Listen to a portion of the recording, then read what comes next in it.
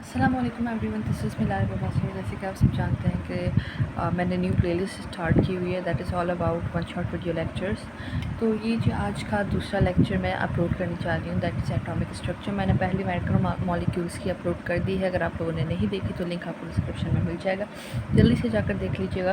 तो आज की जो एटॉमिक स्ट्रक्चर का हम स्टार्ट करने जा रहे हैं, तो मैंने सारे इसके अहम पॉइंट्स जो कि एग्ज़ाम के हिसाब से बहुत ही ज़्यादा ज़रूरी हैं आपके अनकेट के हिसाब से और ई कैट के हिसाब से, वो मैंने पास पेपर से देखकर यहाँ पर लिख लिए हैं। इवन डाउट ग्रेड्स को भी मैंने सॉल्व किया था, तो उसके कुछ आगे भी पॉइंट्स हैं। मगर आज की वन शॉट वीडियो लेक्चर होने वाला है, तो ज़्यादा अटेंशन पे कीजिएगा, इसके बहुत ही ज़्यादा इंपॉर्टेंट चैप्टर है ये, ठीक है जी। तो चलें अभी से स्टार्ट कर लेते हैं। आप लोग लाइक एंड सब्सक्राइब मस्ट करना और बेल आइकन को भी क्लिक कर दीजिएगा। जी पहले हम स्टार्ट करते हैं इस चैप्टर से एटॉमिक स्ट्रक्चर। एटॉमिक स्ट्रक्चर में पहले हम रेडियो एक्टिविटी की बात करते हैं। रेडियो एक्टिविटी जो है that was invented by Henri Becquerel. Henri Becquerel was a person जिसने ये नेचुरल रेडियो एक्टिविटी इन्वेंट की थी, ठीक है। जेम्स चैडविक जो थे उन्होंने आर्टिफिशियल की थी। ये मैं कुछ अहम पॉइंट्स आपको बताने चाह रही हूँ, ये बहुत ही ज़्यादा इंपॉर्टेंट है, इस लिहाज से आप लोगों ने बहुत ही ज़्यादा अटेंशन रखनी है ना अपनी। देन हमारे पास जो फर्स्ट डिस्कवर हुआ था दैट वाज रेडियम, एंड जो सेकंड डिस्कवर्ड हुआ था दैट वाज पोलोनियम। ये दोनों हमारे पास रेडियो एक्टिव एलिमेंट्स हैं, ठीक है जी। पहले हमारे पास रेडियम हुआ था, रेडियम किया था पैरी क्यूरी, और ये हमारे पास हुआ था जी पैरी क्यूरी और मैरी क्यूरी ने इसे इन्वेंट किया था जी। और उसके अलावा जी हमारे पास पिच ब्लेंड एक तरह का पत्थर था, जिसमें से बीटा रेस मोस्टली इमिट होती थी, ठीक है जी। ये भी आपको पता होना चाहिए। देन अगर न्यूट्रॉन्स की बात की जाए तो न्यूट्रॉन्स में हमारे पास रदरफोर्ड ने प्रिडिक्ट किया था न्यूट्रॉन्स को, और जेम्स चैडविक ने डिस्कवर किया था, ये आपको पता होना चाहिए। देन हमारे पास मोर पेनिट्रेटिंग देन गामा रेस, ये बहुत गामा रेस से ज़्यादा पेनिट्रेटिंग होती हैं। इसके बाद जी हमारे पास आ जाता है स्लाइटली हैवियर देन प्रोटॉन। ये प्रोटॉन से स्लाइटली हैवियर होते हैं, ठीक है जी। आपसे अगर ऑर्डर पूछा जाए तो ऑर्डर के मुताबिक आपको ये पता होना चाहिए कि पहले हमारे पास न्यूट्रॉन जो है ना, प्रोटॉन इलेक्ट्रॉन का सबसे कम होता है ना, मास सबसे कम होता है, प्रोटॉन का उससे थोड़ा सा ज़्यादा होता है, और न्यूट्रॉन का उससे भी थोड़ा सा ज़्यादा होता है, ठीक है जी। तो प्रोटॉन से स्लाइटली हैवियर है। देन हमारे पास जी आ जाता है इसका मास, तो ये आपको केजी में भी पता होना चाहिए, ग्राम में भी और एएमयू में भी। ये मैंने यहाँ पर लिस्ट डाउन कर लिए हैं, ये आप याद कर दीजिएगा। देन हमारे पास आ जाते हैं कि ये ट्रैवल करती हैं 1.2 मेगा इलेक्ट्रॉन वोल्ट की स्पीड से, ठीक है जी। देन हमारे पास प्रोटॉन्स की बात की जाए तो प्रोटॉन्स के बारे में हम इतना जानते हैं कि प्रोटॉन्स जो है वो गोल्ड स्टीन ने डिस्कवर किए थे। और एक प्रोटॉन, ये बहुत ही अहम कन्वर्जन है जो कि आपको पता होनी चाहिए। तो 1 proton is equal to 1836 electron. ये इस बार एमकेट में आया भी था कि भाई कितने प्रोटॉन, एक प्रोटॉन कितने इलेक्ट्रॉन्स के बराबर होता है, या फिर 1836 इलेक्ट्रॉन कितने प्रोटॉन के बराबर होते हैं। तो ये आपको पता होना चाहिए कि एक प्रोटॉन इतने के बराबर होता है। देन जी हमारे पास ये आ जाता है कि इस पर चार्ज किया है, तो ये सेम चार्ज होता है जो कि आपके पास इलेक्ट्रॉन्स पर भी होता है और हमारे पास प्रोटॉन्स पर भी होता है। मगर इलेक्ट्रॉन्स पर जो होता है उसमें हमारे पास यहाँ पर नेगेटिव साइन होती है, और यहाँ पर प्रोटॉन्स में हमारे पास पॉजिटिव साइन होती है, ठीक है। Positive 1.602 multiply by 10 raised to power 19 coulomb. ये हमारे पास इसका मास आ जाता है, ये मास आपको पता होना चाहिए। Then let's go to another page, ये मैं यहाँ पर रख देती हूँ, ठीक है जी।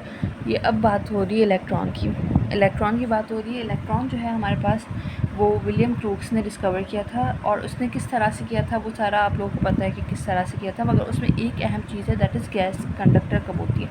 जो कोई भी गैस कंडक्टर तब होती है जब हाई वोल्टेज उसे दिया जाए और लो प्रेशर दिया जाए। ये एक डाउट ग्रेड के एक पेपर में ये भी था क्वेश्चन कि गैस कंडक्टर कब बनती है, तो उसमें हमारे पास ये ऑप्शंस दिए हुए थे। तो आपको पता होना चाहिए कि ये हमारे पास गैस कंडक्टर तब बनती है जब हमारे पास हाई वोल्टेज दिया जाए और लो प्रेशर दिया जाए, तब हमारे पास गैस कंडक्टर बनती है। तो हमारे पास चार्ज जो होता है, ये मैंने जैसे आपको बताया कि यहाँ पर नेगेटिव होगी, तो ये नेगेटिव आ गई, negative 1.602 multiply by 10 raised to power 19 electrons, ठीक है जी। देन हमारे पास आ जाता है इसका मास, तो ये मास भी आपको याद होना चाहिए। अब ये दो अहम कन्वर्शंस हैं, जैसे हमने वहाँ पर पढ़ा था एक प्रोटॉन इतने के बराबर है, तो यही सेम चीज़ यहाँ पर लिखा हुआ है। मगर ये न्यूट्रॉन को भी हम यहाँ पर ऐड कर रहे हैं कि न्यूट्रॉन जो है, एक न्यूट्रॉन 1840 इलेक्ट्रॉन्स के बराबर है, 1840 इलेक्ट्रॉन्स के बराबर है। और जो हाइड्रोजन एटम है that is 1836 times heavier than electron, ये भी आपको पता होना चाहिए। अब इसमें जो है ना बच्चे बहुत ही ज़्यादा कंफ्यूज होते हैं। तो ये मैंने यहाँ पर एक ट्रिक लिखी हुई है, ये एक ट्रिक है यहाँ पर तो ये कैथोड, एनोड, कैटाइन और एनाइन में बहुत ही ज़्यादा बच्चे कंफ्यूज होते हैं और ज़्यादा गलतियाँ भी इसमें ही करते हैं। तो यहाँ पर क्यों ना ये समझा दिया जाए एक दफ़ा। अब जो कैथोड होता है ना दैट इज़ नेगेटिव और एनोड इज़ पॉजिटिव। आपके पास ये आपको ट्रिक आनी चाहिए रेड कैट। रेड कैट से आप ये याद रखो कि यहाँ पर रिडक्शन एट कैथोड, ठीक है जी, कैथोड पर रिडक्शन होगी। और एनॉक्स से आप लोग ये याद रखो कि एनोड पर ऑक्सीडेशन होगी, ठीक है जी। ये आपके पास ट्रिक आ गई। देन आप ये देखो कि भाई हमारे पास कैथोड रे और एनोड रे जो होती है उसके लिए आपको पता होना चाहिए कि इलेक्ट्रॉन और प्रोटॉन डिस्चार्ज ट्यूब में मूव का किस प्लेट से किस तरफ करते हैं। तो इलेक्ट्रॉन जो होता है वो कैथोड से एनोड की तरफ मूव करते हैं, इस वजह से इसे कैथोड रे भी कहा जाता है। और प्रोटॉन जो होते हैं वो एनोड से कैथोड की तरफ मूव करते हैं, तो इस वजह से इसे एनोड रे भी कहा जाता है, ठीक है जी। अब कैटाइन और एनाइन बिल्कुल इसके ऑपोजिट हैं, ठीक है जी। अब कैटाइन जो है दैट इज़ नेगेटिव, ये कैथोड हमारे पास नेगेटिव होती है, तो कैटाइन इज़ पॉजिटिव, ठीक है जी। तो आप ये समझ सकते हो कि ये प्रोटॉन इस तरफ जा रहे हैं तो ये प्रोटॉन पॉजिटिव है, ठीक है जी, प्रोटॉन पॉजिटिव। एनाइन जो है दैट इज़ नेगेटिव, जबकि ये एनोड पॉजिटिव होता है। तो इस तरह से आपको ये याद हो जाएगा इजीली। ये बहुत ही ज़्यादा मुश्किल लगता था, बहुत ही ज़्यादा बच्चों को बहुत ही ज़्यादा मुश्किल लगता है, तो ये आपको बहुत ही इजीली याद हो जाएगा इस तरह से कि कैथोड कौन सी होती हैं और एनोड कौन सी होती हैं। टाइम वेस्ट नहीं करते ज़्यादा बातचीत में, तो अभी नेक्स्ट चलते हैं। नेक्स्ट हमारे पास आ जाते हैं जी कैथोड रे को हम और क्या क्या कह सकते हैं। कैथोड रे को हम इलेक्ट्रॉन्स भी कहा जा सकता है। हमारे पास एनाइंस होते हैं, ये बीटा पार्टिकल्स होते हैं, बीटा नेगेटिव लिखना ज़रूरी है, ठीक है जी, बीटा नेगेटिव पार्टिकल्स होते हैं। और इसके अलावा ये हमारे पास नेगेटिव रेज भी इन्हें कहा जाता है। ये जो है ना डिपेंड नहीं करती, ये do not depend on residual gas. Residual gas मतलब कि हमारे पास जो डिस्चार्ज ट्यूब में गैस ली गई है उस पर ये डिपेंड नहीं करती। तो ये हमारे पास कहलाती हैं anode cathode rays, sorry, electrons या फिर कैथोड रेज या नेगेटिव रेज, ठीक है जी।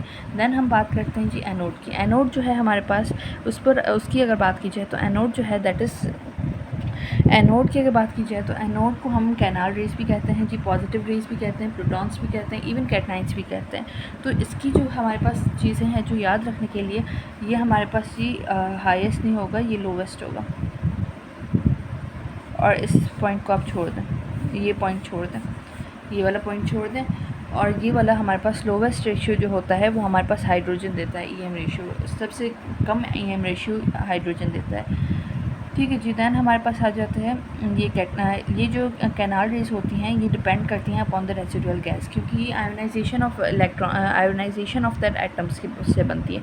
अब जो रेसिडुअल गैस होती है उस पर डिपेंड करती है, जिसकी वजह से हाइड्रोजन जो होता है दैट वो हमारे पास, सॉरी इसमें एक कन्फ्यूजन हो गई है, इसमें जो है यहाँ पर हमारे पास ये हाईएस्ट सही रहेगा और लोवेस्ट भी सही रहेगा। लोवेस्ट को भले आप काटते हैं, ये हाईएस्ट सही रहेगा, इसमें लोवेस्ट रेशियो नहीं बल्कि हाईएस्ट रेशियो जो पाया जाता है, ईएम रेशियो जो हमारे पास हाईएस्ट पाया जाता है दैट इज़ ऑफ हाइड्रोजन। क्योंकि आप खुद देखें ना, ये हमारे पास ईएम रेशियो है, ईएम रेशियो में आप ये खुद देख सकते हैं कि रेशियो इज़ इक्वल टू, ये ई हमारे पास है चार्ज और एम है मास, ठीक है जी। तो मास जो है वो हमारे पास हाइड्रोजन का कम है, जितना कम मास होगा उतनी ज़्यादा ईएम रेशियो की वैल्यू होगी, तो ये हाईएस्ट देगा, ठीक है जी, ये लोवेस्ट नहीं देगा, हाईएस्ट देगा। देन हमारे पास गोल्डस्टीन ने इसे डिस्कवर किया था, इस रेस को जो डिस्कवर किया था वो गोल्डस्टीन ने किया था। अब क्वांटम नंबर्स पर आ जाते हैं, बहुत ही जल्दी आगे जाने, क्योंकि और भी बहुत सारे टॉपिक्स बचे हुए हैं, इवन पास्ट पेपर्स के क्वेश्चंस भी बचे हुए हैं हमारे पास। तो ये हमारे पास जी क्वांटम नंबर्स की बात की जाए तो क्वांटम नंबर्स में हमारे पास पहले हमें ये पता होना चाहिए कि एन जो हमारे पास होता है like principal quantum number, N से मैं रिप्रेजेंट कर रही हूँ यहाँ पर principal quantum number, principal quantum number, ठीक है जी। प्रिंसिपल क्वांटम नंबर एन से, ये एम हमारे पास मैग्नेटिक हो गया, एस से स्पिन हो गया और एल से हमारे पास ये आ गया एजीमुथल क्वांटम नंबर, ठीक है जी। अब हम बात करते हैं इनकी, तो ये प्रिंसिपल क्वांटम नंबर हमें ऑर्बिट के बारे में बताते हैं, जबकि हमारे पास एजीमुथल क्वांटम नंबर हमें सब शेल के बारे में बताते हैं। मैग्नेटिक क्वांटम नंबर हमारे पास ऑर्बिटल के बारे में बताते हैं, और एस यानी कि स्पिन क्वांटम नंबर हमें एंटी क्लॉकवाइज या क्लॉकवाइज के उसके रोटेशन के बारे में बताते हैं। पहले देखें, आप किसी को बताएंगे कि मैं कहाँ रहता हूँ, तो आप पहले ये बताएंगे कि आप किस कंट्री के हैं, आपकी नेशनैलिटी क्या है, फिर आप किस प्रोविंस में रहते हैं, फिर उसका सिटी कौन सा है, फिर आप ये बताएंगे कि भाई उसके सिटी में किस जगह पर, किस इलाके में मैं रहता हूँ या रहती हूँ। तो इस तरह से आप लोग बताते हो। तो ये इलेक्ट्रॉन की, हम लोग इलेक्ट्रॉन की लोकेशन को देख रहे हैं, इलेक्ट्रॉन की लोकेशन को देख रहे हैं। और इलेक्ट्रॉन की जो लोकेशन होती है ना वो ऐसे ही पता चलती है। क्वांटम नंबर जो होते हैं ना, ये चारों क्वांटम नंबर हमें इलेक्ट्रॉन की ये जो लोकेशन होती है, एग्जैक्ट लोकेशन, उसके बारे में बताते हैं। और इसका लिए एक और पॉइंट बहुत ही ज़्यादा ज़रूरी पेपर के पॉइंट ऑफ व्यू से, कि कभी भी हमारे पास ये चारों क्वांटम नंबर एग्जैक्टली सेम नहीं हो सकते। तो हमारे पास ये अगर n अगर हमारे पास 2 है, l भी हमारे पास 2 है, m भी फॉर सपोज 2 है, मगर s जो है वो पॉजिटिव या नेगेटिव होगा, तो इससे पता चल जाएगा कि क्लॉकवाइज है या एंटी क्लॉकवाइज है। तो इस वजह से ये कभी भी चारों के चारों सेम नहीं हो सकते। ये आगे कुछ रूल्स भी हैं तो उसमें कुछ बताएंगे। अब नेक्स्ट जी हमारे पास आ जाता है दिस वन, कि spin quantum number has no relation with Schrodinger wave equation. अब ये जो श्रोडिंगर वेव इक्वेशन है उससे ये ड्राइव किए गए हैं, जबकि स्पिन क्वांटम नंबर का इस वेव इक्वेशन से कोई ताल्लुक़ नहीं है। ये भी क्वेश्चन में पूछा गया है, ये भी एक पास पेपर का क्वेश्चन है। Then we have principal quantum number. Principal quantum number के बारे में अगर डिटेल में बात की जाए तो प्रिंसिपल क्वांटम नंबर जी हमें क्या बताता है? It tells us about orbits, shells and energy levels. ठीक है जी, ऑर्बिट, शेल्स और एनर्जी लेवल्स एक ही बात होती है वैसे। जैसे मैंने आपको यहाँ पर बता दिया था कि वो प्रिंसिपल क्वांटम नंबर हमें ऑर्बिट्स के बारे में बताता है, तो ये भी ऑर्बिट्स, शेल्स और एनर्जी लेवल्स एक ही बात होती है। यहाँ पर सेम बात फिर से दोहराई जा रही है, जो कि बोहर से एटॉमिक रेडियस के बारे में थी, कि बोहर से एटॉमिक रेडियस जो है वो हमारे पास, बोहर से एटॉमिक रेडियस जो है वो उसे फाइंड करने का हमारे पास तरीका होता है, जो कि अभी इस साल के MD CAT 2023 में आया भी था इसका क्वेश्चन, कि कोई भी आपको ऑर्बिट दिया जाए, कोई भी आपको ऑर्बिट दिया जाए, उसका आप कैसे फाइंड करोगे रेडियस। तो ये वैल्यू आपको पता होनी चाहिए। n का आप स्क्वायर करोगे, आपको 4 सपोज वो 2 सेकेंड ऑर्बिट का कह रहा है, तो यहाँ पर आप n की n = 2 लगते होगे, 2 का स्क्वायर कर दोगे, ये 4 हो गया, और फिर 4 को आपने मल्टीप्लाई कर देना है 0.529 से। तो जो आंसर आया that is radius of an orbit. ठीक है जी। देन हमारे पास एनर्जी लेवल की अगर बात की जाए तो एनर्जी जो है, ये सारे बोहर ने बताए थे, मगर ये फिर से यहाँ पर रिपीट हो रहे हैं। तो ये हमारे पास ये फार्मूला है इसे याद करने का, energy of electron in orbit. अगर आपसे कहा जाता है कि nth ऑर्बिट में आपके अगर सेकंड ऑर्बिट को ही ले लेते हैं, तो सेकंड ऑर्बिट में आपने यहाँ पर 2 को पुट करना है, फिर 2 का स्क्वायर करना है, फिर इससे डिवाइड कर देना है, तो आपको पता चल जाएगा कि ये एनर्जी क्या होगी इस इलेक्ट्रॉन की। देन अब हमारे पास आ जाते हैं असली बात पर, कि ये प्रिंसिपल क्वांटम नंबर हमें बताता क्या है। ये बताता है जी साइज़ ऑफ ऑर्बिट जो होता है that is directly proportional to n हमारे पास होता है जी, हमारे पास होता है n इज़ ऑर्बिट का जो नंबर होता है ना that is n, orbit number. For suppose shell number में आपको शेल नंबर की अगर बात की जाए, तो फॉर सपोज़ अभी मैं आगे से एक्सप्लेन करती हूँ कि ये क्यों, किस तरह से ये डायरेक्टली प्रोपोर्शनल होते हैं। एक और फार्मूला हमें यहाँ पर मिल जाता है दैट इज़ 2n²। ये आपको याद होना चाहिए कि number of electrons in N orbit कितने आते हैं, 2n²। अब हमारे पास कितने ऑर्बिट होते हैं जी, हमारे पास k, l, m, n, ये 3 शेल होते हैं हमारे पास, ऑर्बिट या शेल जो भी कह लें, ये 4 हमारे पास होते हैं। इससे ज़्यादा भी होते हैं जितने ज़्यादा इलेक्ट्रॉन्स होते जाएँ। तो ये हमारे पास बेसिकली हम इन चारों को स्टडी करते हैं। यहाँ पर n = 1, यानी कि ये पहला शेल होगा दैट इज़ k शेल। अगर यहाँ पर 1 आ गया तो इसकी साइज़ छोटी होगी, साइज़ स्मॉल होगा, क्योंकि इसमें सिर्फ 2 इलेक्ट्रॉन्स ने आना है। और अगर n = 2 l शेल होगा तो हमारे पास 8 इलेक्ट्रॉन्स ने आना है। तो हमारी इसकी साइज़ भी बढ़नी चाहिए, इलेक्ट्रॉन की साइज़ भी, ऑर्बिट की साइज़ भी बढ़नी चाहिए। तो ये n = 2 वैल्यू बढ़ गई, इसकी n की भी वैल्यू बढ़ गई। अगर n की वैल्यू बढ़ गई तो इसकी भी साइज़ इंक्रीज़ करना चाहिए। तो ये डायरेक्टली प्रोपोर्शनल रिलेशन इसी वजह से होता है। तो n = 3 हमारे पास ये 18 इलेक्ट्रॉन्स कैरी करता है m शेल, और n = 4 हमारे पास होता है कि हमारे पास होता है n शेल, जिसमें हमारे पास 32 इलेक्ट्रॉन्स आ जाते हैं।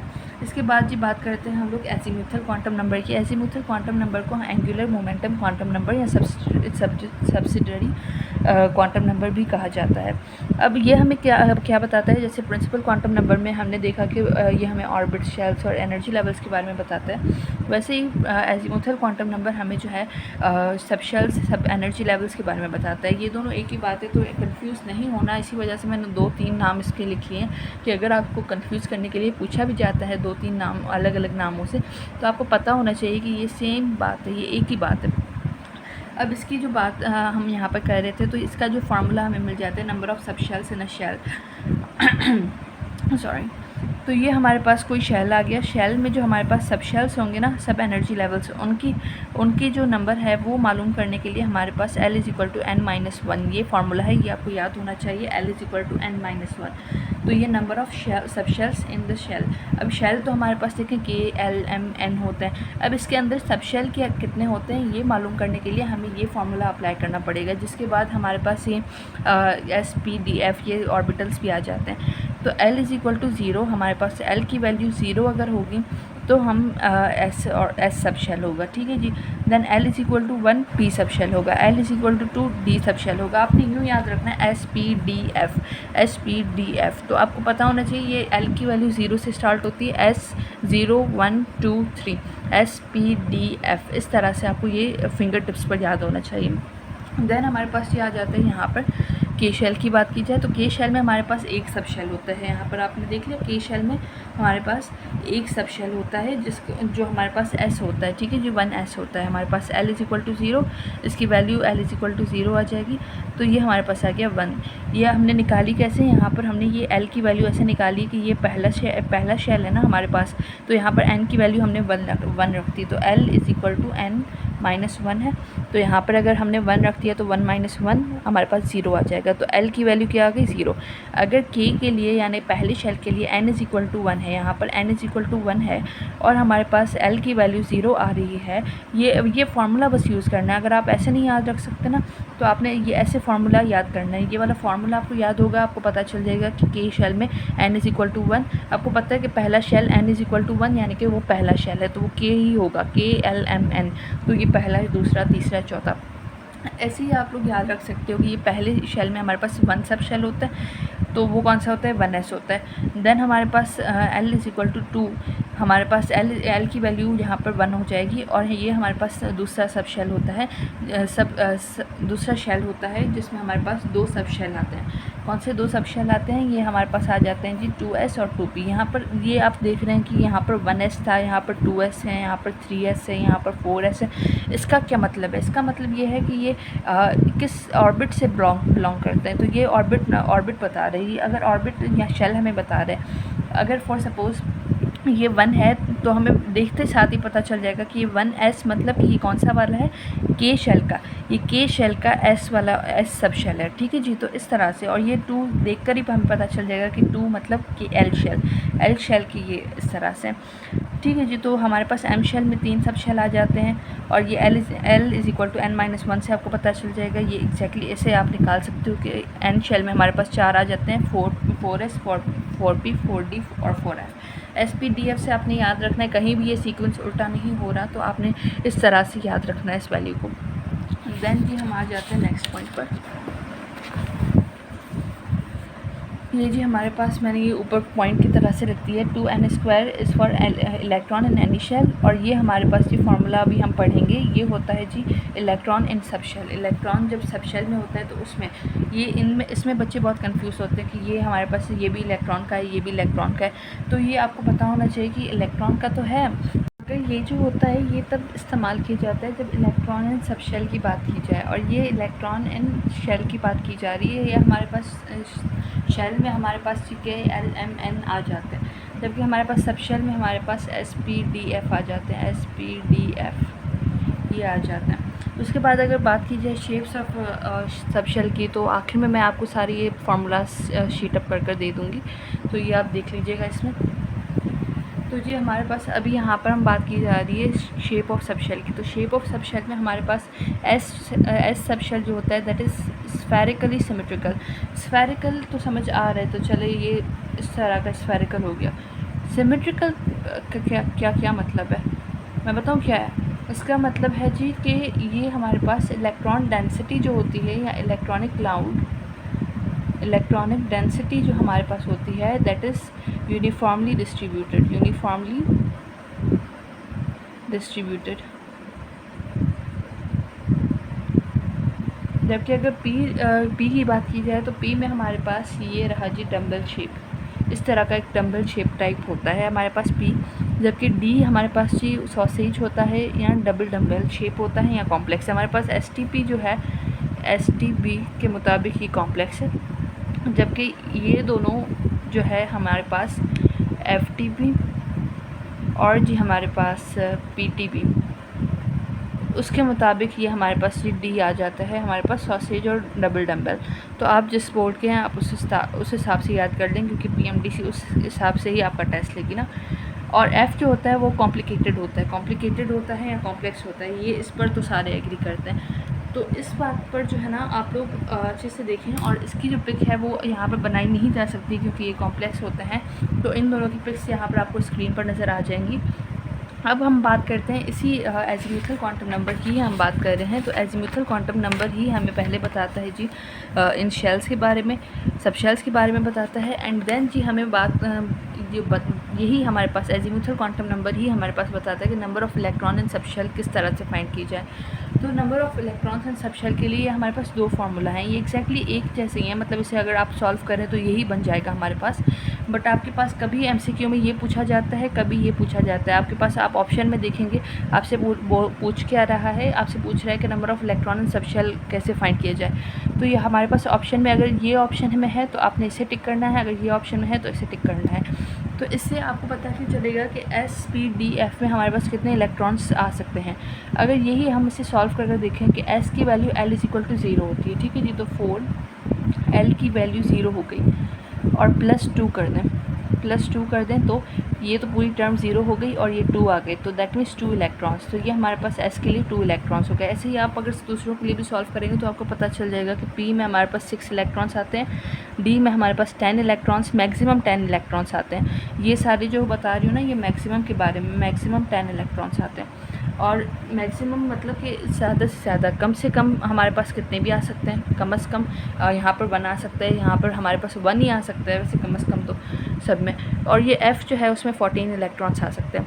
उसके बाद जी हम थर्ड अपने क्वांटम नंबर पर चलते हैं, that is magnetic quantum number, या इसे स्पेशल ओरिएंटेशन क्वांटम नंबर भी कहा जाता है। इसे M से रिप्रेजेंट किया जाता है। ये हमें हमारे पास जो कॉन्सेप्ट देता है वो देता है ऑर्बिटल्स के बारे में, ओरिएंटेशंस के बारे में ऑफ सब शेल के ओरिएंटेशन। यहाँ पर तरीका ये हमारे पास ना, यही अभी मैं आपको आगे बताती हूँ कि इसकी कितनी कैसे देखी जाती हैं। तो ये हमारे पास जी फार्मूला आ जाता है हमारे पास कि M = 2L + 1, M = +L 0 और -L। ये आप दो तरीके से आप फाइंड आउट कर सकते हो इसे। ये हमारे पास देखें S की वैल्यू हमारे पास क्या होती है, 0 होती है ना। S की वैल्यू हमारे पास, L की वैल्यू क्या होती है, 0 होती है। तो इस तरह से आप इसे भी फाइंड आउट कर सकते हो 0 रखकर, और इस तरह से भी फाइंड आउट कर सकते हो। ये दो अलग अलग फार्मूला है मगर ये हैं एक ही चीज़ के, that is number of orbitals या ओरिएंटेशंस ऑफ सब शेल। ये वैसे इतनी इजी है कि मैं आपको कहूँगी कि ये आपको फार्मूला वैसे याद होना चाहिए, मगर आपको ये जो चीज़ें हैं ना ये आपको याद होनी चाहिए कि इसमें कितने इलेक्ट्रॉन्स हैं, इसमें कितने हमारे पास सब शेल्स होंगे और इसमें कितने हमारे पास ओरिएंटेशंस होंगी। S जो है हमारे पास, ये जैसे मैंने आपको बताया कि ये स्फेरिकल होता है, ये हमारे पास इसकी एक ही ओरिएंटेशन होती है। और P जो होता है हमारे पास उसकी 3 ओरिएंटेशन होती हैं। एक होता है PX, ये मैं यहाँ पर बना देती हूँ। एक होता है जी PX, एक होता है जी PY और एक होता है जी PZ। ये PZ है, ये PY है और ये PX है। तो इसकी 3 ओरिएंटेशन होती हैं। बिल्कुल इसी तरह से इसकी D की भी और F की भी हमारे पास होती हैं। D की हमारे पास 5 ओरिएंटेशन होती हैं, जबकि F की हमारे पास 7 ओरिएंटेशंस होती हैं। आप इस तरह से याद कर सकते हो, जैसे मैंने आपको ऊपर नंबर ऑफ़ इलेक्ट्रॉन्स पता है, तो इसकी भी ये ट्रिक है कि आप इसे मल्टीप्लाई बाय 2 कर दो। इसकी मैं ट्रिक बताने जा रही हूँ। इसकी जो ट्रिक है दैट इज़ मल्टीप्लाई बाय 2 आप कर दो। इसी S को तो आपको पता होगा कि ये L की वैल्यू 0 है, इसमें 2 इलेक्ट्रॉन्स आते हैं और इसकी एक ही ओरिएंटेशन है। और ये आपको याद होना चाहिए कि जी P में हमारे पास क्या होता है कि P हमारे पास जो होता है इसमें आप 3 को आप मल्टीप्लाई कर दोगे 2 से, तो आपको पता चल जाएगा कि 6 इलेक्ट्रॉन्स इसमें आते हैं। ऐसे ही आप 5 को मल्टीप्लाई कर दोगे 2 से, तो आपको पता चल जाएगा कि D में हमारे पास 10 इलेक्ट्रॉन्स आते हैं। यही सेम वैल्यूज़ आ रही हैं, मगर इसे याद करने की ट्रिक ये है कि आप इसकी ओरिएंटेशन से याद कर लो, फिर उन्हें जो है ना मल्टीप्लाई कर दो। ये 7 आ गया, 7 को मल्टीप्लाई कर दो 2 से, 14 इलेक्ट्रॉन्स। तो इसकी F की 7 ओरिएंटेशन है और इसमें 14 इलेक्ट्रॉन्स आ सकते हैं मैक्सिमम। और वैसे D की 5 ओरिएंटेशन 10 इलेक्ट्रॉन्स, P की हमारे पास 3 ओरिएंटेशंस और हमारे पास 6 इलेक्ट्रॉन्स आ सकते हैं। ऐसे ही S की हमारे पास एक ही ओरिएंटेशन होती है और 2 इलेक्ट्रॉन्स आ सकते हैं मैक्सिमम। तो चलें जी अब बात करते हैं number of orbitals of an orbit यहाँ पर शेल।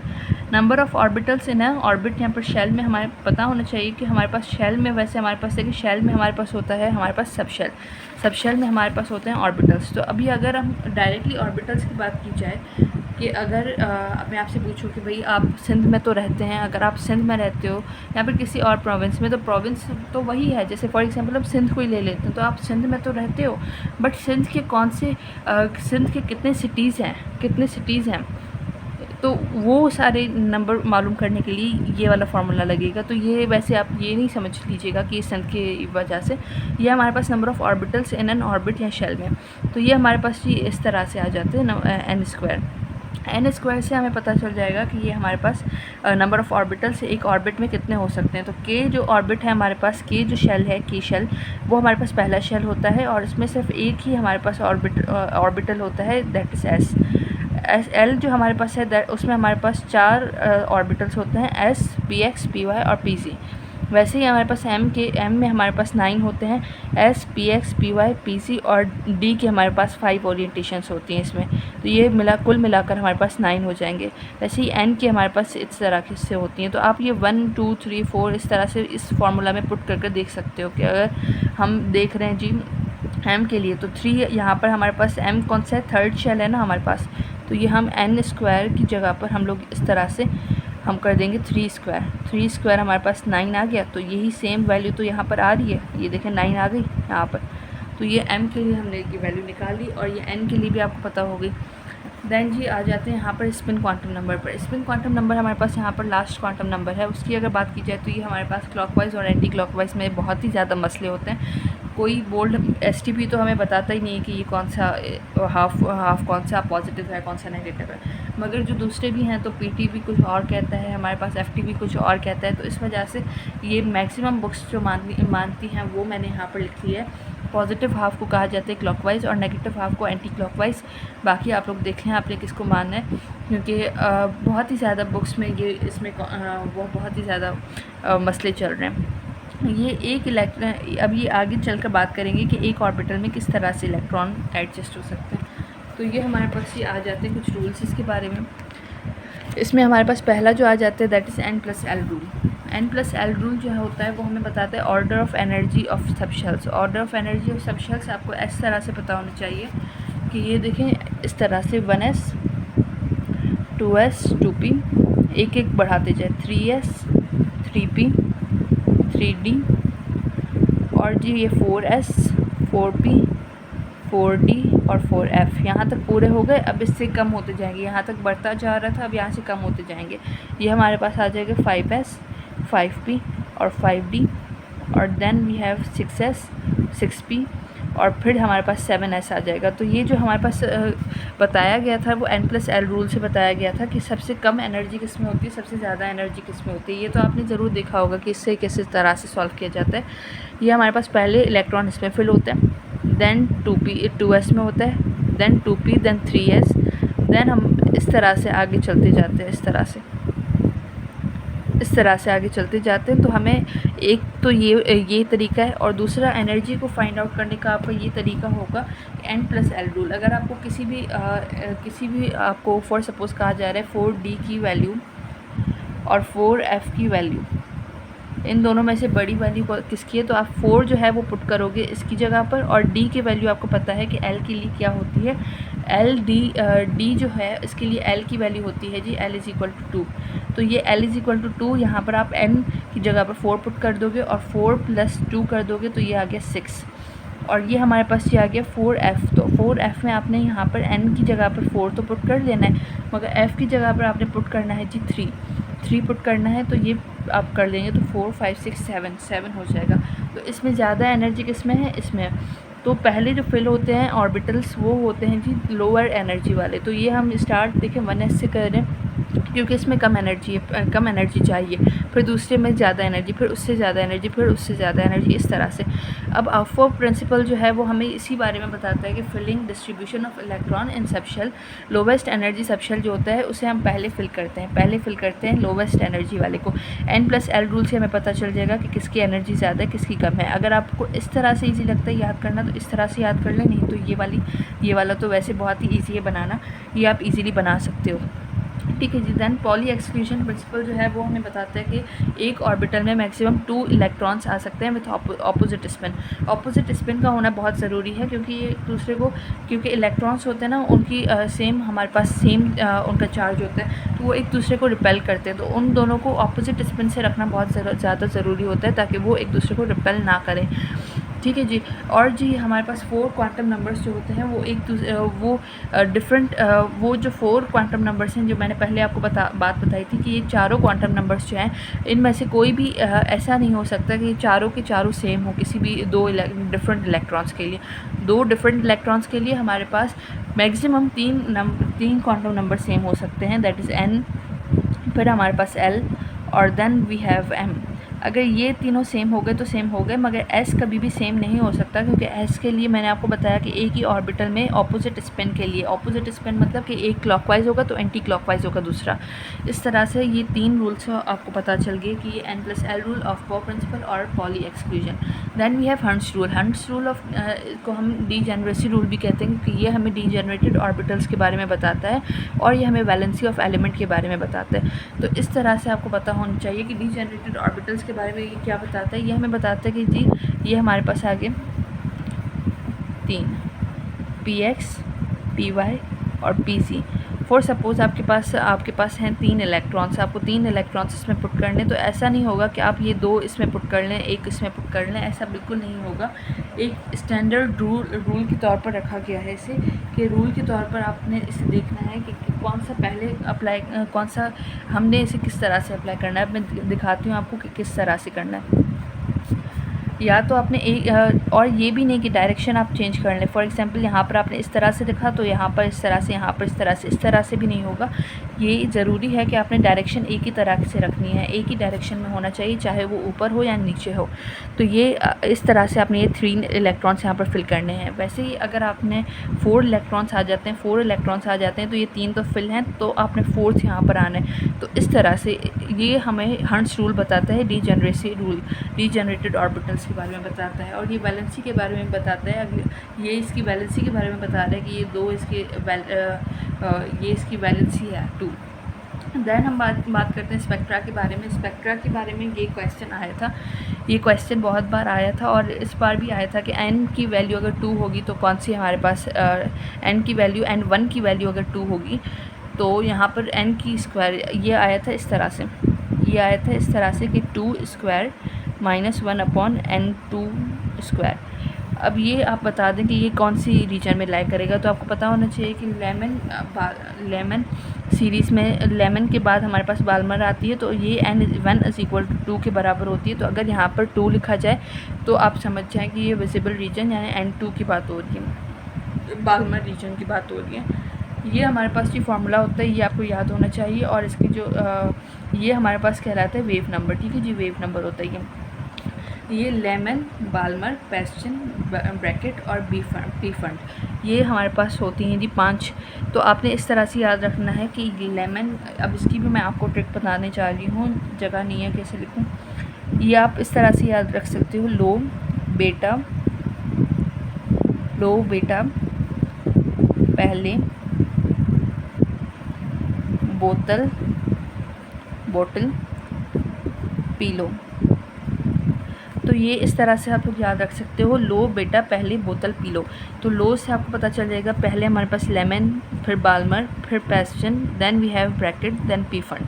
तो इस तरह से आप लोग सीरीज़ में लिख सकते हो कि 1 2 3 4 5, और इससे आपको याद हो जाएगा। अब लेमन सीरीज़ जो होती है वो लाई करती है यूवी रीजन में, अल्ट्रा वायलेट रीजन में, जबकि हमारे पास बाल्मर सीरीज़ वो विजिबल रीजन होती है। जो आज हम देख सकते हैं ना, वो सिर्फ विजिबल रीजन को देख सकते हैं। और इंफ्रारेड रीजन होता है, then far infrared and then far infrared.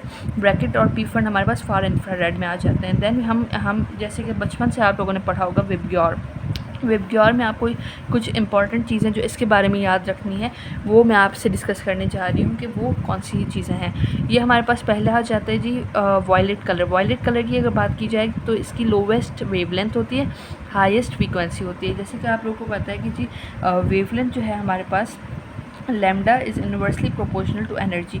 जो एनर्जी होगी वो बहुत ही जिसकी एनर्जी ज़्यादा होगी उसकी लैम्डा कम होगी, यानी कि उसकी वेवलेंथ कम होगी, और वेवलेंथ जिसकी ज़्यादा होगी उसकी एनर्जी कम होगी। तो इसकी जो है हमारे पास वॉयलेट जो है उसकी हमारे पास लोवेस्ट वेवलेंथ है और हाईएस्ट एनर्जी है, यानी कि मैक्सिमम डेविएशन इसमें पाई जाती है। और ये हमारे पास कौन सी कितनी वेवलेंथ है इसकी, तकरीबन हमारे पास 4000 आर्मस्ट्रॉम यानी 400 नैनोमीटर है। ये दोनों आपको वैल्यूज़ पता होनी चाहिए कि कौन सी भी आपसे पूछ सकते हैं कि वॉयलेट की हमारे पास वेवलेंथ कितनी होती है। और ये जो हमारे पास बाल्मर होता है ना, इसमें आपको ये पता होना चाहिए कि 4000 से लेकर ये 8000 तक, बल्कि 7000 तक, 7000 तक ये हमारे पास आर्मस्ट्रॉन्ग तक ये रखती है अपने पास, इतनी इसकी रेंज होती है बाल्मर सीरीज़ की। तो ये हमारे पास ये आ जाते हैं आर मीन्स रेड, वेब ग्योर। तो रेड जो है हम उसकी हमारे पास हाईएस्ट वेवलेंथ होती है, इसके बराबर होती है 7000 आर्मस्ट्रॉन्ग यानी 700 नैनोमीटर के थ्रू, और इसकी लोवेस्ट एनर्जी होती है और इसमें लीस्ट डेविएशन देखी जाती है। लीस्ट डेविएशन इसी में होती है, इस कलर में होती है लीस्ट डेविएशन। तो ये हमारे पास एग्जाम में आया भी था कि मैक्सिमम डेविएशन किस में होती है, वॉयलेट में, लीस्ट डेविएशन किस में होती है, रेड में। अब आ जाते हैं प्लैंक्स क्वांटम थ्योरी पर। तो प्लैंक्स क्वांटम थ्योरी हमारे पास क्या कहती है कि ये हमारे पास बात कर रही है, ये हमें प्रूफ देती है दैट एनर्जी इज़ क्वांटाइज्ड। इससे पहले प्लैंक से पहले ये माना जाता था कि एनर्जी को कभी भी काउंट नहीं किया जा सकते हैं, वो मतलब उसे कभी मेजर नहीं किया जा सकता एनर्जी को। तो प्लैंक ने ये हमें प्रूफ किया कि नहीं, एनर्जी इज़ क्वांटाइज्ड, एनर्जी को काउंट किया जा सकता है, उससे क्वांटिटी उसकी मेजर की जा सकती है। यहाँ पर जी मैंने ये सिम्बल्स की ये लिखते हैं, आपको अगर ये समझ नहीं आ रहा तो इसमें से देख लीजिएगा कि यहाँ पर ये म्यू जो है दैट इज़ फ्रीक्वेंसी। इन दोनों की दो फार्मूलाज आपको पता होना चाहिए। म्यू इज़ फ्रीक्वेंसी और ये हमारे पास सी स्पीड ऑफ लाइट है, और ये दोनों फार्मूला आपको याद होने चाहिए कि E is equal to H mu, यानी कि एच मल्टीप्लाई बाय फ्रीक्वेंसी है। एच हमारे पास क्या है, प्लैंक्स कांस्टेंट है। इन दोनों की वैल्यूज़ आपको याद होनी चाहिए, जूल पर सेकंड में और अर्ज पर सेकंड में। अब आ जाते हैं हम नेक्स्ट अपने टॉपिक पर, जो हमारे पास बोहर्स एटॉमिक मॉडल है। बोहर्स एटॉमिक मॉडल की ये कुछ इंपॉर्टेंट पॉइंट्स हैं, ये आप खुद देख सकते हैं। मैं ज़रा फोकस कर देती हूँ इस पर, जी आपको नज़र, इन सारे पॉइंट्स को आप लोग खुद देख सकते हो। ये सारे पॉइंट्स हैं, ये आपको पता होने चाहिए। रैगबर्ग्स कांस्टेंट को याद करने के लिए ये ट्रिक है 10 9 6 7 8, 10 9 6 7 8, इस तरह से आपको याद हो जाएगा। और ये नहीं है मज़े की चारपाई, नहीं है मज़े की चारपाई, इस तरह से आप लोग इसे भी याद कर सकते हो। तो ये आप लोग याद कर दीजिएगा। और अभी पास्ट पेपर्स रहते हैं, तो अभी ये आप लोग कर लें। अब जी जल्दी से हम लोग पास्ट पेपर्स पर आ जाते हैं। पास्ट पेपर्स आप लोग यहाँ से देख सकते हो जी, हमारे पास आ जाते हैं ये बातें। एनोड जो है, एनोड रे जो है वो डिपेंड करती है नेचर ऑफ केस पर, जो डिस्चार्ज ट्यूब पर हो। अकॉर्डिंग टू श्रोडिंगर जो the position of electron can not be found exactly, but probability of electron at a distance certain distance can be at. ये हमारे पास ये पॉइंट्स आपको पता होने चाहिए। 1 proton is equal to 1836 electron. Principal quantum number हमें बताता है कि n is directly proportional to size of electron, size of orbit. और n प्लस एल रूल से हमें पता चलता है कि L is equal to 0 for S, L is equal to 1 for P, L is equal to 2 for D, L is equal to 3 for F. Then हमारे पास water जो H2 gas है वो हमारे पास lightest EM ratio lightest gas होती है, और EM ratio वो देती है हमारे पास हाईएस्ट EM रेशियो देती है। उसके बाद ये O2 गैस जो है वो हैवीएस्ट EM हैवीएस्ट गैस होती है। और 2n² हमारे पास फार्मूला होता है इलेक्ट्रॉन इन शेल या फिर ऑर्बिट का, जो हमारे पास KLMN से हम मालूम करते हैं। तो वो उसके लिए हमारे पास ये फार्मूला है। Then shape of subshell is explain by azimuthal quantum number. ये बहुत बार पूछा गया था दाउग्रेड से, ये सारे पास्ट पेपर्स में करवा रही हूँ, तो बहुत ही ज़्यादा ध्यान से देखें जी। और यहाँ पर जी हमारे पास आ जाता है ये वाला फार्मूला, मैंने आपको बताया था कि maximum number of electron in subshell के लिए है। ये वाला भी बहुत इंपॉर्टेंट है, ये भी बहुत दफ़ा पूछा गया। Only chromium and copper violate करते हैं हंट्स रूल को, बाकी सारे फॉलो करते हैं। ठीक है, ये भी पूछा गया था कि क्रोमियम और कॉपर सिर्फ कौन से ऐसे एलिमेंट्स हैं जो वायलेट करते हैं हंट्स रूल को, तो ये दोनों वायलेट करते हैं, ये दोनों नहीं मानते, यानी कि इनकी अपनी इलेक्ट्रॉनिक कॉन्फ़िगरेशन की तरीका है, वो आप लोग डी ब्लॉक में मैं आप लोग को समझाऊंगी। दैन हमारे पास पॉली एक्सक्लूजन प्रिंसिपल जो है, impossible for 2 electrons. Poly exclusion principle हमें बताता है कि ऐसा हो ही नहीं सकता कि दो डिफरेंट इलेक्ट्रॉन्स के लिए 4 set of quantum number same हो, जैसे मैंने आप लोग को बताया था। ये मैंने आपको बता दी थी नंबर ऑफ विगे और ओरिएंटेशंस। और हंट्स रूल डीजेनरेटेड ऑर्बिटल्स के लिए यूज़ होता है, और ये सारे दाउग्रेड्स के हैं, बहुत ही गौर से इन सबको आपने याद करना है। एक ऑर्बिट में 2 maximum electrons with opposite spin आ सकते हैं, और lambda is inversely proportional to energy. Cancer की ट्रीटमेंट के लिए यूज़ ऑफ गामा रेडिएशंस किया जाता है। Rydberg constant is related to number as atomic number से रिलेट कैसे किया जाता है रैगबर्ग कांस्टेंट को, जेड स्क्वायर, ये आपको पता होना चाहिए, जेड स्क्वायर से। The maximum probability of finding an electron is at the distance of, ये डिस्टेंस भी दिया गया था एक जगह से, तो ये किसी और बोल्ट की बुक से होगा, तो ये भी आपको पता होना चाहिए कि ये भी था, ये भी एक क्वेश्चन में पूछा गया था कि कौन से डिस्टेंस पर इलेक्ट्रॉन फाइंड करने की प्रोबेबिलिटी बहुत ज़्यादा होती है, तो ये हमारे पास 0.53 नैनोमीटर पर। देन हमारे पास इक्वेशन जो होती है, ये वाला पॉइंट आप देख लीजिएगा, ये वाला पढ़ लीजिएगा। Then we have Rutherford discovered the nucleus of the atom having positive charge, ये वाला भी बहुत बार पूछा गया था कि रदरफोर्ड ने जो न्यूक्लियस डिस्कवर किया था तो उसने क्या देखा था कि एटम पर जो न्यूक्लियस होता है उस पर कौन सा चार्ज था, तो उस पर पॉजिटिव चार्ज था, क्योंकि न्यूट्रॉन्स की कोई भी चार्ज नहीं होता और उसमें न्यूट्रॉन्स के अलावा हमारे पास प्रोटॉन होते हैं, प्रोटॉन के पॉजिटिव चार्ज होता है। बाल्मर सीरीज़ जो लाई करती है, मैंने आपको बता दिया था कि ये इस रीजन के दरमियान करती है। देन जी हमारे पास आ जाते हैं, देन जी इस सब को छोड़ते हैं, आप यहाँ पर आ जाए।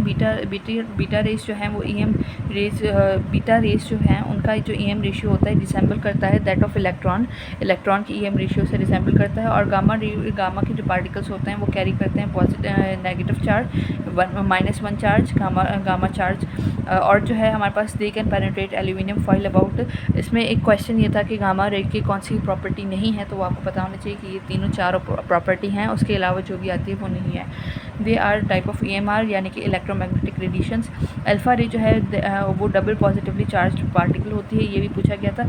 लाइटेस्ट टू हैवीएस्ट अगर जाएँ तो सबसे कम जो मास होता है वो इलेक्ट्रॉन का होता है, देन हाइड्रोजन एटम का, then we have proton, then neutron. Slightly heavier होता है न्यूट्रॉन, मैंने आपको बताया था। देन अगर यही लाइटेस्ट से हैवीएस्ट जाएँ इनके दरमियान तो एक्सरेज और फोटॉन्स क्वांटा से ज़्यादा हैवी होते हैं जी, बीटा रेस यानी इलेक्ट्रॉन्स, उससे ज़्यादा हैवी प्रोटॉन्स, उससे ज़्यादा हैवी न्यूट्रॉन्स, और उससे ज़्यादा हैवी हमारे पास आ जाते हैं अल्फ़ा रेस आ जाती हैं। देन जी हमारे पास आ जाते हैं, देन जी हम अगर बात करते हैं कि इसके बारे में कि इन फिनॉल वगैरह ये आप छोड़ दें, पेरी क्यूरी और मैरी क्यूरी जो थे वो एक ऐसा कपल इन्हें माना जाता है कि ये एक हस्बैंड वाइफ थे, और इन दोनों को ऐसा माना जाता है कि इन्हें भी नोबेल प्राइज़ मिला था और इन्हें भी नोबेल प्राइज़ मिला था, ये पहली बार ऐसा हुआ था, और इन दोनों ने रेडियम को डिस्कवर किया था। उसके बाद जी हमारे पास ऑफ बॉब प्रिंसिपल जो है, आप इन पॉइंट्स को छोड़ दें जो इसके साथ है ना, वो उन्हें आप छोड़ दें। ऑफ बॉब प्रिंसिपल जो है वो इलेक्ट्रॉन ऑफ बॉब प्रिंसिपल हमें बताता है कि फर्स्ट हमें उस इलेक्ट्रॉन को उस ऑर्बिटल में फिल करना है जिसकी लोवेस्ट एनर्जी हो। अल्फा पार्टिकल जो है वो पॉजिटिवली चार्ज होता है, तो वो nucleus move toward anode, and वो हीलियम न्यूक्लियर होता है। तो ये आपको अल्फा डिके का पता होना चाहिए कि X अगर ये आपसे पूछा जाए कि अल्फा डिके हो रहा है तो आप A यानी कि आपके पास एटॉमिक मास होगा, और Z आपके पास एटॉमिक नंबर होगा। A में से आप 4- कर दोगे, हीलियम पार्टिकल को कहते हैं हीलियम अल्फ़ा पार्टिकल, तो ये आप इसमें से 4- कर दोगे, इसमें से 2- कर दोगे Z में से यानी कि एटॉमिक नंबर में से, तो आपको जो वैल्यू मिल जाएगी वो होगी जी, वो होगा। देन हमारे पास ये आ जाता है, यही सेम बात बीटा पार्टिकल्स के लिए। बीटा पार्टिकल के लिए या बीटा डिके के लिए देखा जाए तो बीटा डिके दो तरह से होता है, दो तरह से पॉसिबल होता है हमारे पास। एक होता है बीटा पॉजिटिव यानी कि पॉजिट्रॉन का डिके होना, तो उसमें हमारे पास जी Z-1 हो जाता है और हमारे पास Z+1 हो जाता है। इन दोनों में हमारे पास ए पर कोई फ़र्क नहीं पड़ता, ए हमारे पास सेम होता है। देन हमारे पास गामा डिके की बात की जाए तो उसमें कोई भी चेंज नहीं आता, ना ही चार्ज में ना ही मास में। देन हमारे पास यही बात ये वाला इसी गामा डिके का है, इसमें कोई फ़र्क नहीं पड़ता। और हंट्स रूल जो है इसे आप छोड़ दें। हंट्स रूल जो है वो हमें बताता है कि electron tends to occupy orbital singly. तो जैसे मैंने आपको बताया कि हंट्स रूल जो हमारा डीजेनरेसी रूल है, तो वो हमें ये बताता है कि इलेक्ट्रॉन्स को यानी कि डीजेनरेटेड ऑर्बिटल्स हैं उनमें 2 इलेक्ट्रॉन्स को एक जगह पर डालने से बेहतर है कि पहले आप वो सहूलत ये होती है इलेक्ट्रॉन्स के लिए कि वो एक अलग अलग उन्हें दिया जाए ऑर्बिटल सिंगली वो ऑक्यूपाई करना चाहते हैं। मगर अगर आपके पास 4 इलेक्ट्रॉन से 4 सपोज तो आप ये लगा सकते हो, ठीक है जी। देन गैस कंडक्टर जो होती है वो होती है हाई वोल्टेज पर और लो प्रेशर पर, ये मैंने आपको बता दिया था। देन हमारे पास ये आ जाता है पीरियड 3 में पीरियड 3 अगर हमारे पास है तो elements have principal quantum number n, ठीक है जी। और tabular arrangement of of principal is called long term periodic table, ठीक है जी। देन हमारे पास ये सारे इसके अलावा आ जाते हैं। Henri Becquerel observed radio activity for first time. उसके बाद जी हमारे पास ये आ जाते हैं, और हाइड्रोजन हाइड्रोजन ग्राउंड स्टेट में हमारे पास जो एनर्जी होती है दैट इज़ 13.6 इलेक्ट्रॉन वॉट। ये आपको पता होना चाहिए। देन हमें ये पता होना चाहिए कि रदरफोर्ड का जो एटॉमिक मॉडल है वो फेल क्यों हुआ था, because it does not account for stability of atom. Stable atom कैसे, उसने इस वजह से वो नहीं बताता था, इस वजह से उसका मॉडल जो है वो फेल हो गया था। उसके बाद ये कैथोड एनोड वाला मैंने आपको समझा दिया था, ये इलेक्ट्रोफाइल होता है जी, ये न्यूक्लियोफाइल होता है। और जी इसे आप छोड़ दें, ये आपके काम का नहीं है, इससे आप छोड़ दें, इससे आप छोड़ दें। ये सारे मतलब तकरीबन हो गए। मैं ज़रा देख लूँ। जी मैंने देख ली है, ये सारे पास पेपर्स मैं आपको करवा दिए हैं। और भी कोई कन्फ्यूजन हो तो मुझे कमेंट सेक्शन में मुझसे पूछ लीजिएगा। और लाइक एंड सब्सक्राइब मस्ट कर लें, बेल आइकन को भी क्लिक कर दीजिएगा। ये वन शॉट वीडियो लेक्चर मैंने इसका अपलोड कर दिया है, ये एटॉमिक स्ट्रक्चर का। अब और किस चैप्टर का अपलोड करूँ, जल्दी से मुझे कमेंट सेक्शन में बताइएगा। और अपना ख्याल रखिएगा बहुत ज़्यादा। कोई भी क्वेश्चन हो तो मुझसे पूछ लीजिएगा कमेंट सेक्शन में। अल्लाह हाफ़िज़।